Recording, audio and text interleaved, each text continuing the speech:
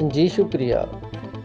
4 مرتبہ کامیابی سے منتخب نمائندہ MNA دادو رفیق احمد جمالی نے کاچھو کی تقدیر بدل نہ سکا۔ کاچھو میں پینے کے پانی کا بحران شدت اختیار کر گیا۔ لوگ پانی کی بوند کو ترسنے لگے۔ وائی پاندھی، گھولو فقیر، ساونڈ، چنی اور دیگر شہروں کے مرد اور خواتین سارا دن گدھوں پر پانی لانے پر مجبور بن گئے۔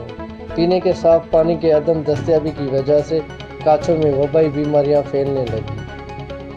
بعض اوقات لوگ نقل مکانی کرنے لگے ہیں۔